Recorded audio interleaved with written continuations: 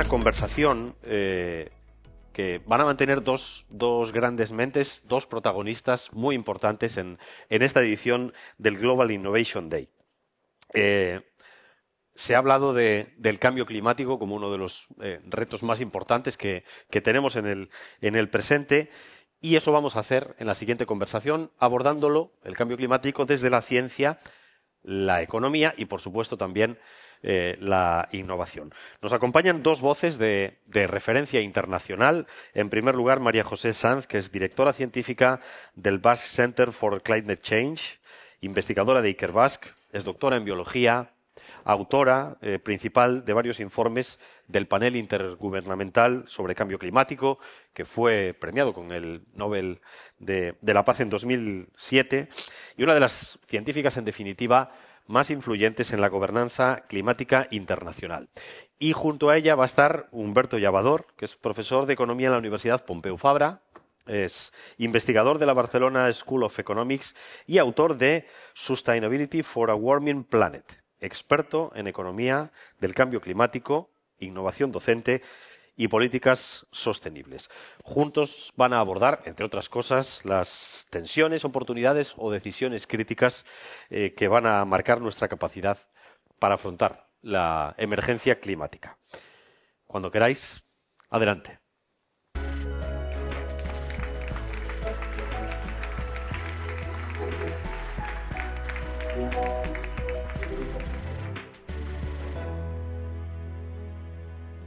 Egunon, buen día, Humberto. La verdad es que siempre es un placer compartir contigo este tipo de ejercicios no tan comunes de conversar, ¿no? Que hemos perdido la capacidad de conversar. Y reflexionando estos días, ¿no? Pues, y viendo este ambiente que tenemos aquí, la innovación, la ciencia, es una palanca muy importante para resolver grandes retos, ¿no? Y en las últimas crisis los retos han sido recurrentemente ambientales, ¿no? Incluso nos han llevado a conflictos armados en algunos casos, ¿no? Entonces, la pregunta que yo me hago y que quizás tú me puedas ayudar a responder es, la humanidad ha pasado por muchas crisis.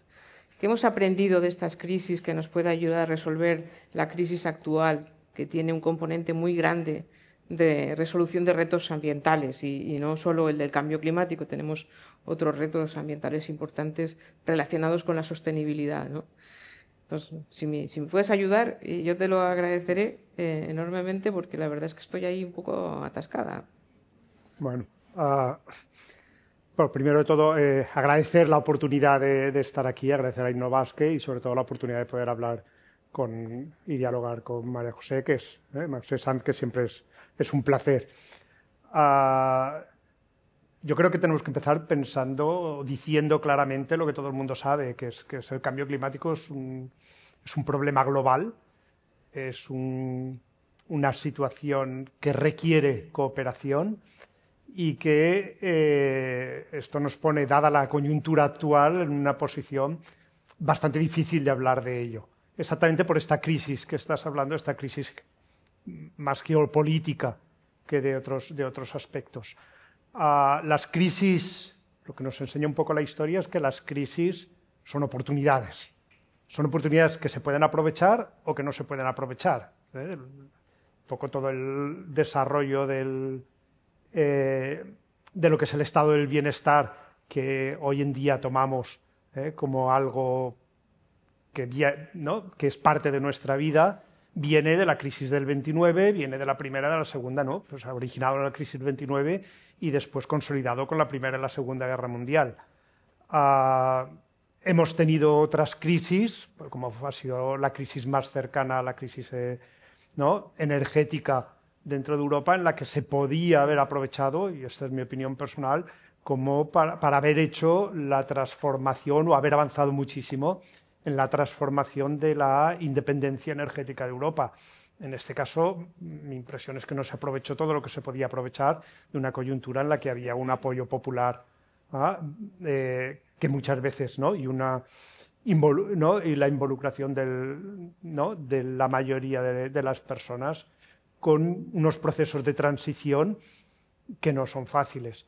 O sea que ¿Aprovecharemos esta crisis para poder sacar algo de ella? Yo creo que esta es la pregunta y la respuesta no es fácil. ¿Ah? ¿Se puede utilizar esta crisis para conseguir algo bueno? Yo creo que sí.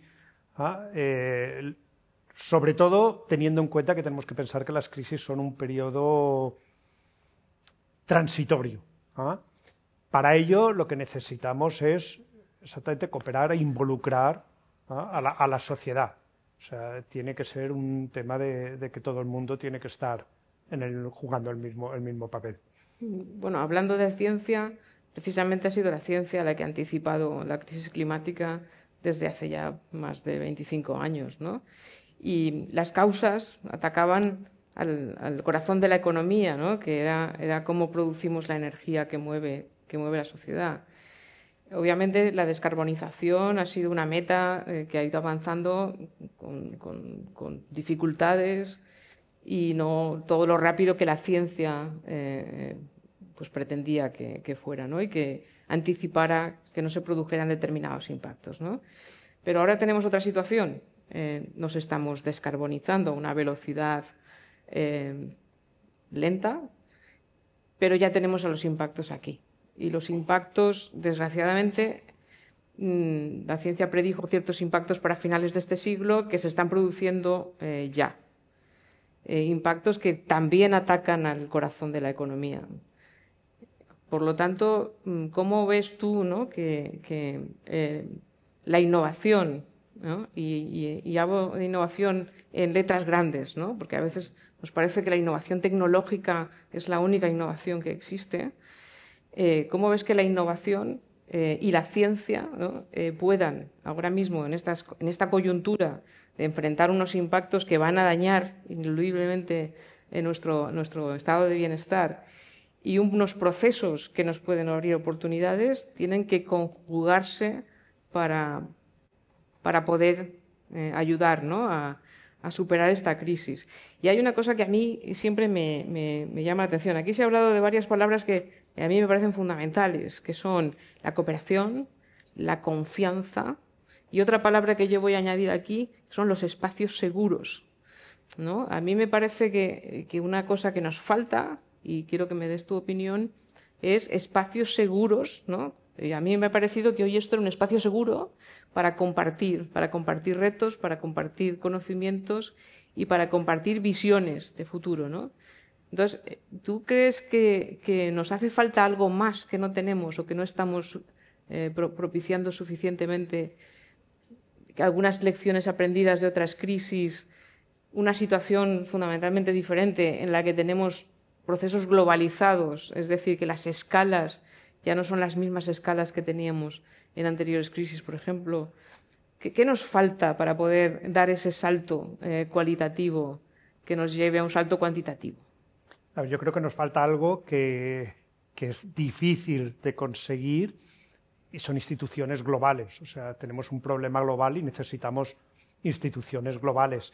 Y actualmente la tendencia es huir de esta concepción multilateral global de instituciones globales a un bilateralismo que yo creo que no es el posicionamiento para una solución a largo plazo. Yo creo que la pregunta, y aquí probablemente ¿no?, tienes, y me gustaría saber qué es lo que piensas de ello, la pregunta es, ¿aprenderemos, o sea, seremos inteligentes y aprenderemos de manera de antes de que lleguen las consecuencias, o serán las consecuencias las que nos enseñen y nos obliguen a crear estas instituciones?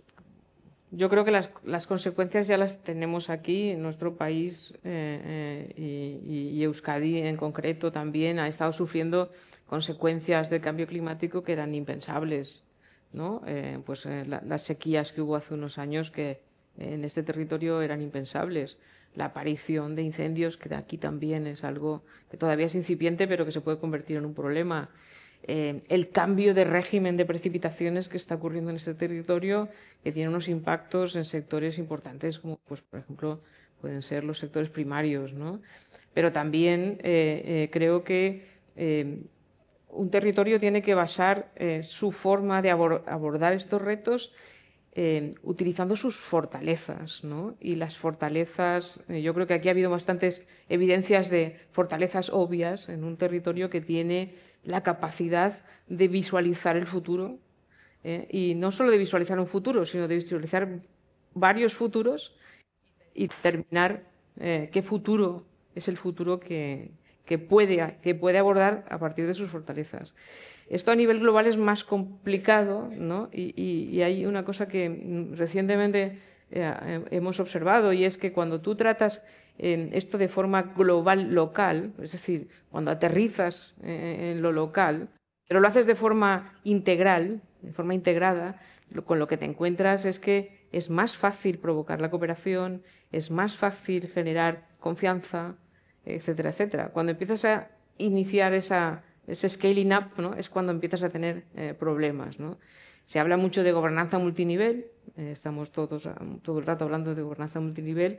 Toda la parte de descoordinación en gobernanza multinivel es lo que provoca disrupciones en sistemas que en teoría tienen que ser eficientes, ¿no? Y hay ejemplos recientes muy desgraciados de esto que no voy a mencionar, pero yo creo que ahí está, ¿no? La multilateralidad ha servido para muchas cosas, porque si no hubiera habido procesos multilaterales no estaríamos hoy hablando de cambio climático probablemente, ¿no? Ha servido también para que los estados y para que diferentes culturas, porque a veces nos olvidamos de que en una habitación puede haber gente muy diferente que esté hablando de lo mismo con diferentes palabras, y eso es una barrera también para la cooperación. A mí me falta una cosa, y a ver qué te parece a ti, ¿no? A mí me falta los estados, las organizaciones, las administraciones públicas se sientan a hablar. Pero en un mundo globalizado, a mí me faltan espacios para que el sector privado se siente a visualizar el futuro de una manera colectiva, ¿no? Eso lo hemos experimentado en algunos casos a nivel local, ¿no? En donde los impactos eran tan evidentes que no había más remedio que sentarse alrededor de la mesa, pues la industria, la agricultura, los municipios, las autoridades que gestionan el agua, etcétera, porque no tenían otro remedio, ¿no?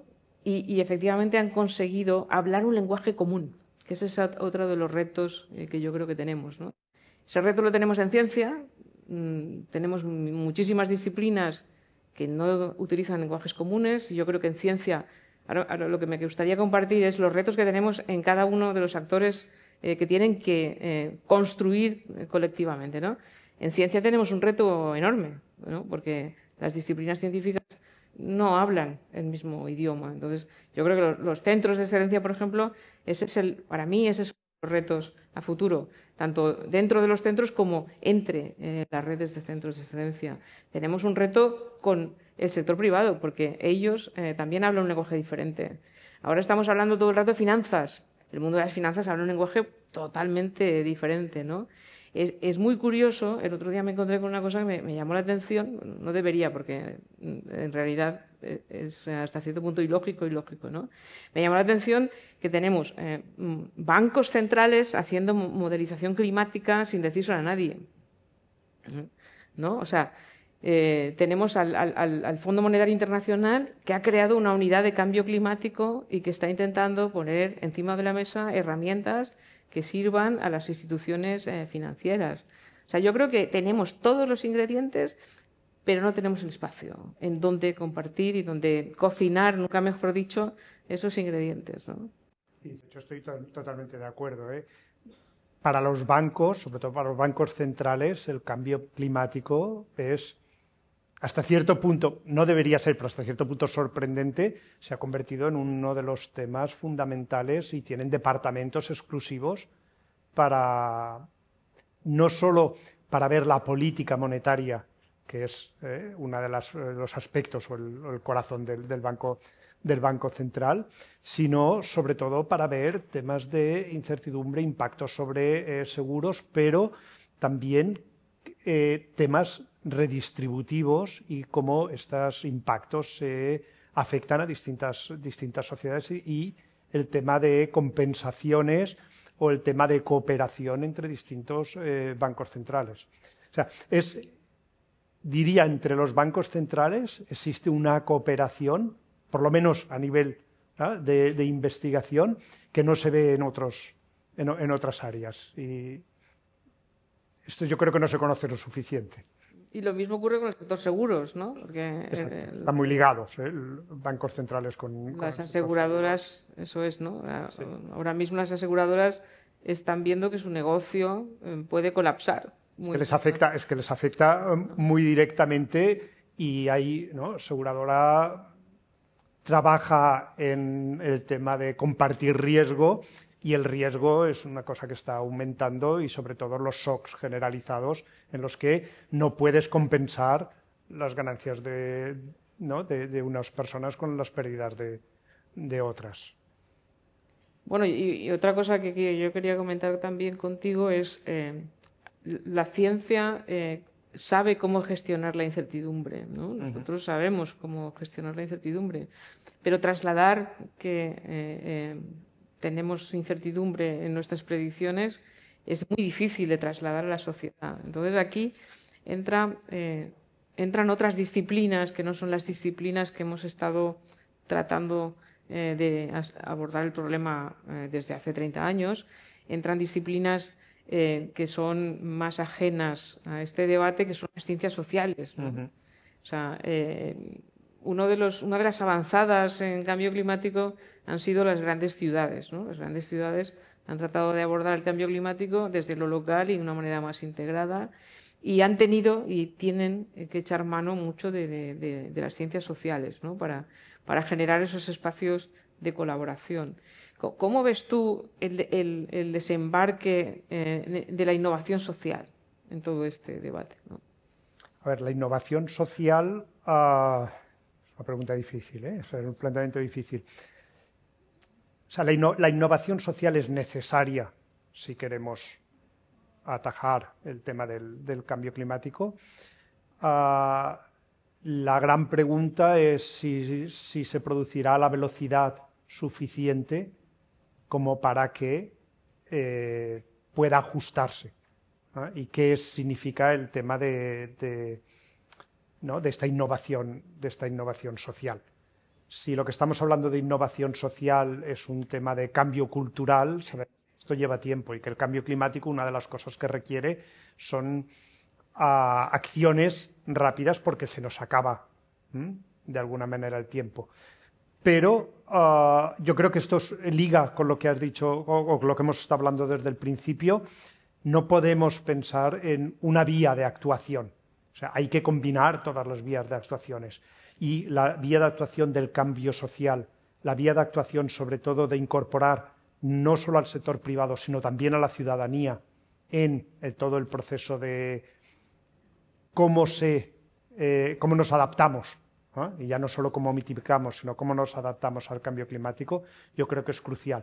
Y en este aspecto es importante que tengamos en cuenta los aspectos redistributivos. O sea, tenemos, y la innovación juega un papel y puede jugar un papel fundamental en todo el proceso de transición. Las transiciones son costosas, y cómo distribuimos los beneficios y los costes de esta transición y cómo los comunicamos, y yo creo que aquí es donde las ciencias sociales, incluso las humanidades juegan un papel fundamental, es muy importante. Y es muy importante, por una parte, que era el aspecto tradicional, por aspectos éticos. Queremos una sociedad más justa, queremos una sociedad en la que podamos reducir las desigualdades, pero cada vez se está tomando más conciencia de que incluso si no tuviésemos estas preocupaciones éticas, desde una perspectiva simplemente de implementación, de factibilidad política, es necesario este tipo de redistribución, porque si no, no van a ser aceptadas, y si no son aceptadas, no se van a poder implementar. Y yo creo, volviendo al tema de la ciencia, yo creo que la ciencia hay que distinguir entre esta incertidumbre y falta de conocimiento. Yo creo que la ciencia tiene muchísimo conocimiento, sabemos muchísimo ¿no? Y centros como como el BC3 hace predicciones muy buenas de cuáles van a ser los impactos, cuáles son las distintas políticas. Estas predicciones tienen incertidumbre, significa hay unas bandas en las que nos movemos, pero estas bandas primero se están reduciendo y se han reducido drásticamente con los años con nuestro conocimiento, y segundo, tener unas bandas no significa que no sepamos. Tenemos muy claro cuáles son estas bandas y dónde nos movemos. Entonces, incertidumbre e ignorancia son dos cosas muy distintas. Y esto yo creo que hay que transmitirlo y es importante saberlo. Sí, o sea, lo que sí que yo creo que tenemos claro ya y como comentaba, las ciudades han sido una punta de lanza. Es cierto que han sido las ciudades grandes, ¿no?, en las que se han debatido temas de cómo tomar las decisiones, qué incertidumbres, cuáles son las palancas que pueden mover, ¿no? En el caso de las ciudades, por ejemplo, una de las grandes palancas para los cambios sociales y de comportamiento ha sido la salud. Uh-huh. O sea, la salud es una palanca que funciona muy bien en zonas en donde hay mucha gente junta viviendo, ¿no? Pero en otros lugares necesitamos otras palancas, ¿no? Y para un poco llevar a término lo que comentábamos, ¿no? Teniendo en cuenta que existen estas incertidumbres y que nos movemos en unos rangos, yo creo que hay que también empezar a pensar en visiones colectivas, en economías bajas en carbono y resiliencias compartidas, ¿no? O sea, no podemos separar a niveles como el territorio de Euskadi, no nos podemos permitir el lujo de separar, llevar a la sociedad una sociedad baja en carbono y llevarla a una sociedad resiliente. Son cosas que tienen que ir de la mano. O sea, que tenemos que diseñar las soluciones de mitigación en base a la resiliencia, y a veces tendremos que priorizar soluciones para los impactos que puedan tener cobeneficios en términos de reducción de emisiones, ¿no? Y esto me lleva a mi último punto, ¿no?, que es el territorio, ¿no? Todo ocurre en el mismo espacio. Y a veces diseñamos las medidas o las formas de hacer como si los espacios fueran paralelos, ¿no? No fueran el mismo. Y yo creo que ahí es donde ahora mismo tenemos el reto, en pensar en un territorio cohesionado, en un territorio en el que se despliegan las transiciones apoyadas por la tecnología, en el que existe una sociedad que tiene unas fortalezas y unas debilidades, y en el que tenemos que abordar los impactos, que lo único que van a hacer, si no los tratamos con cuidado, es ahondar en esas diferencias, que es lo que precisamente nos da la fortaleza, ¿no? Entonces, para mí el territorio es fundamental, y pensar en el territorio sin utilizar conceptos sofisticados, ¿eh? O sea, no hace falta que nos inventemos ningún concepto nuevo para hablar de ordenación, de planificación, de compartir los retos y de compartir las soluciones. Es la base fundamental cuando trabajas a escalas locales. Y luego trasladar esa visión a escalas mayores, ¿no? Con toda la problemática que pueda existir de visión. Y eso me lleva a otro punto, que es la regulación, ¿no? La regulación es necesaria, ¿no? Para poder ordenar, es necesario que existan regulaciones, pero esas regulaciones a veces entran en conflicto en diferentes escalas.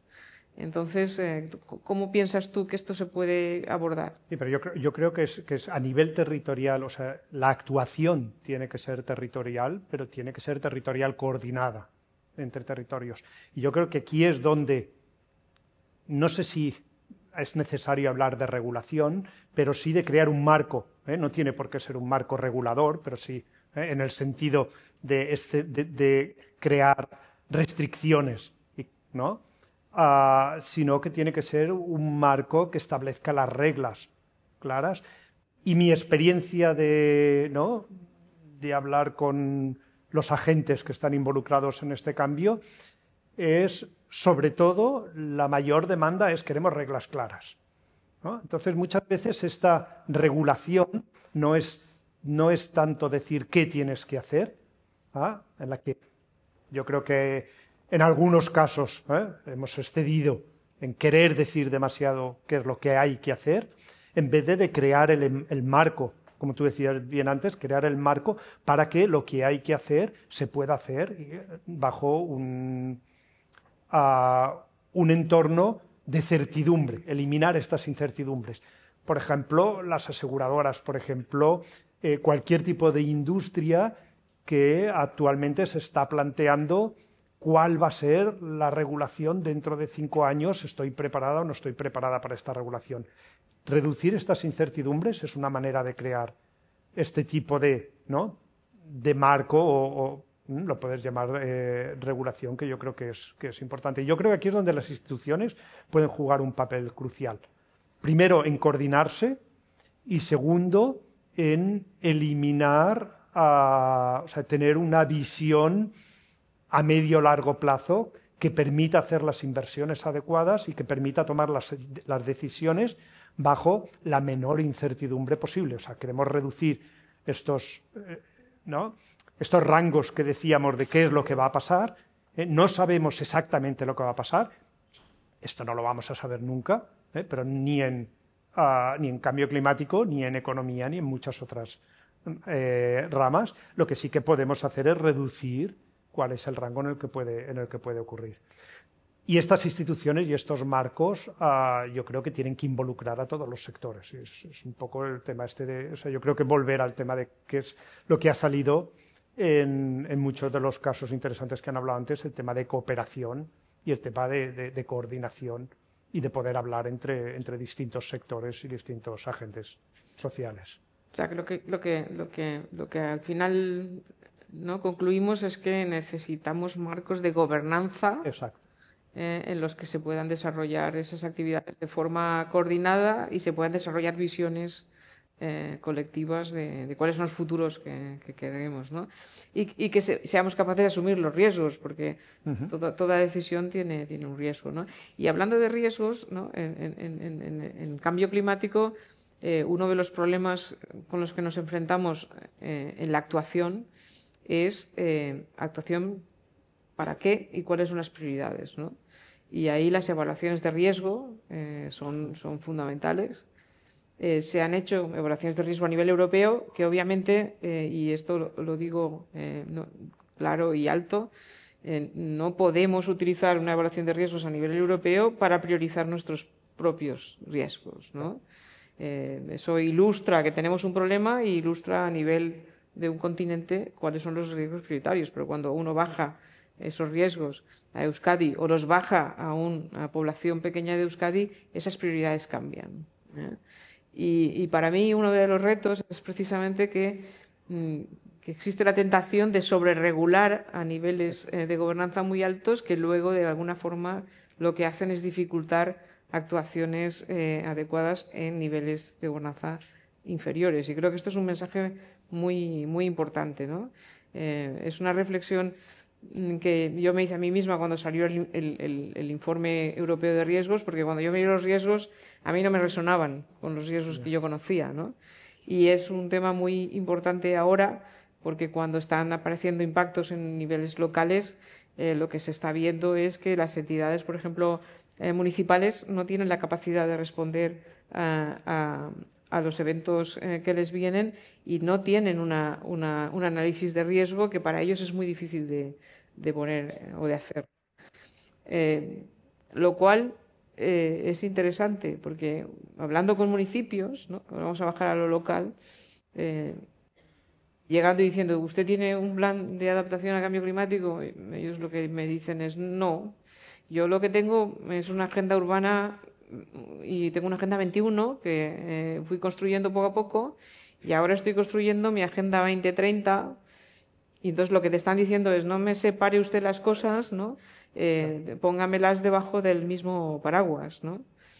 Porque los ingredientes están ahí, solamente que la receta es diferente, ¿no?, para un municipio que para una región o para un estado, pero tienen que ser coherentes en cuanto a las actuaciones. Pues yo creo que ese es uno de los retos que tenemos, ¿no? Y por eso yo estoy más a favor que hablar de regulación, es de hablar de marcos, ¿no?, de crear el marco, el entorno, con los incentivos adecuados para que la regulación más a nivel local, la adaptación o la mitigación, esté dentro de estos marcos y evite el interés personal a costa de o sin tener en cuenta cuáles son los impactos sobre otras áreas o el impacto más global. ¿No? Yo creo que este es el punto difícil, ¿no? ¿Cómo creamos un marco que no sea simplemente una regulación de cómo hay que hacer las cosas? Y aquí esta coordinación yo creo que es relevante y cómo involucramos a todo el mundo en este marco. Pero para involucrar, y en esto estoy totalmente de acuerdo contigo, es mucho más fácil involucrar a nivel local que a nivel, ¿no?, más general. O sea, involucrar en una regulación a nivel europeo es difícil. Europa es muy diversa, las situaciones son muy diversas y cuál es el impacto y cuáles son las posibilidades en el País Vasco es muy distinto al impacto o posibilidades en zonas o en las grandes ciudades como París, como Barcelona o como Roma. A las actuaciones y el entorno es muy diferente.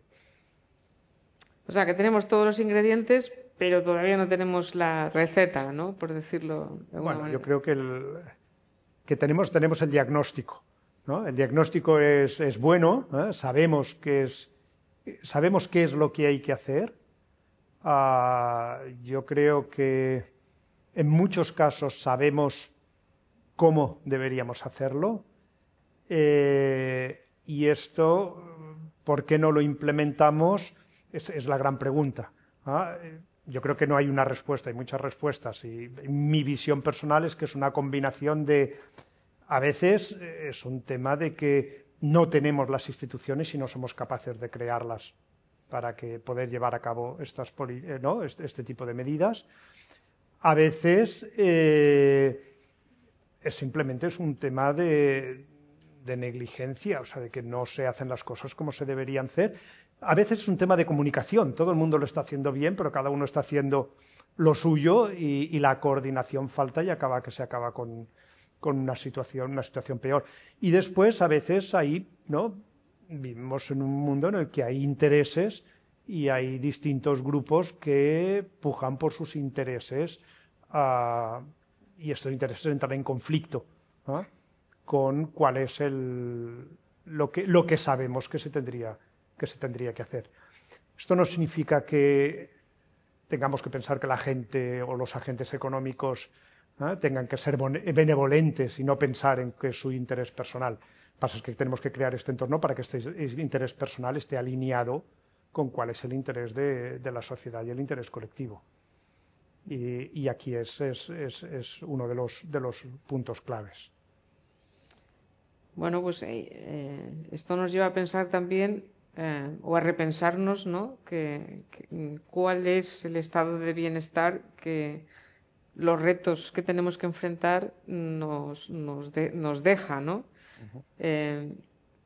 ¿Cuáles serían las reflexiones que nos tendríamos que hacer para repensar parcialmente, ¿no?, cuál es el estado de bienestar que tendremos dentro de 50 años? A ver, yo creo que el primer, por lo menos mi visión, es que el cambio climático no es un tema separado de la sociedad, ¿no? Obviamente no está separado de la economía, pero no está separado de la sociedad, no está separado del bienestar, no está separado de la descripción que tenemos y no está separado en particular de la desigualdad, tanto a nivel local como a nivel nacional, sobre todo a nivel internacional. No podemos hablar de desigualdad, ¿no?, de resolver el cambio climático sin atajar también el tema de la desigualdad. Cambio climático o la lucha contra el cambio climático, como se describe, requiere un proceso de transición. Transiciones tienen, a menos que haya algún tipo de actuación, tienen ganadores y tienen perdedores. No significa que no se pueda actuar para que estos perdedores no acaben perdiendo poco o no perdiendo, porque se puede generar, y yo creo que esta visión positiva es la que falta en algunas de las discusiones. Se puede en la transición generar suficientes recursos como para poder avanzar todos a la vez que mitigamos el cambio climático. Implicará también un cambio en cuáles son las prioridades y cómo definimos qué es bienestar.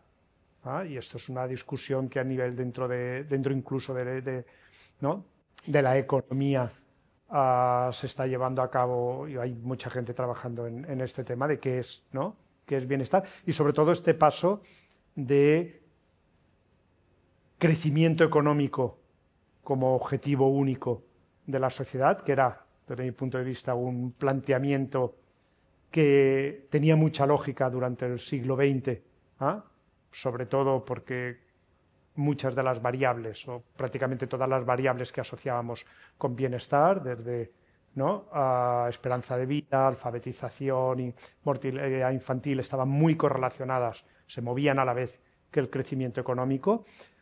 Creo que el cambio climático, una de las cosas que hace es que cambia radicalmente esta visión y no es crecer económicamente, la cuestión es crecer en términos de bienestar y qué tipo de crecimiento económico. Y aquí es donde tenemos una oportunidad de definir qué queremos en este sentido por crecimiento económico. En la final nos quedan unos minutos y quería invitaros a que hagáis algún planteamiento a modo de conclusión para ir cerrando la charla. Gracias. Bueno, pues mi planteamiento como conclusión es que tenemos la capacidad de abordar estos retos, que tenemos la capacidad de construir marcos en los que podamos trabajar conjuntamente, llevando o minimizando a esos perdedores que pueden salir de estas transiciones. Creo que no tenemos que hablar de cambio climático como una vía paralela para nada. El cambio climático tiene que ser internalizado como una variable más en cualquier decisión política, social y cómo visualizar el futuro. Y pienso que necesitamos esos espacios en los que podamos compartir, trabajar, generar confianza y generar esa coordinación que tiene que emanar de esos valores y de esas fortalezas, ¿no? Sí, a ver, yo comparto esta visión positiva, esta idea de que podemos, de hecho, la idea sobre todo de que el cambio climático no es 0-1, no es o resolvemos el cambio climático o no resolvemos el cambio climático. El cambio climático sabemos que vamos a tener impacto, estamos teniendo impactos, lo que estamos decidiendo es hasta dónde queremos que lleguen estos impactos, o sea, es toda una gradación de gris, no es blanco y negro. Y por último, para acabar así con un toque optimista, cuando yo empecé a trabajar estos temas de cambio climático hace 20 años, las predicciones que habían de aumento de temperatura, que tenía el IPC para finales de este siglo eran de 5 o 6 grados. Las predicciones actuales estamos hablando de 3 grados. 3 grados es un aumento de temperatura que queremos evitar, que obviamente vienen muchas consecuencias que serán en algunos aspectos y en algunas zonas catastróficas, pero hemos sido capaces de bajar estas predicciones en 2-3 grados. Una de las causas fundamentales que están detrás de esto ha sido los acuerdos detrás, o sea, las implicaciones detrás del Acuerdo de París. Entonces, y esto representa, con todas sus debilidades, pero esto representa cómo cooperando y trabajando juntos se puede llegar a tener soluciones que tienen un impacto real más allá de lo que se puede teorizar. Bueno, y hoy aquí nos ha demostrado la ciencia y la innovación que se puede hacer, que tenemos todas las palancas para hacerlo. Solo necesitamos un pequeño empujón. Y un entorno bueno. Muchas gracias.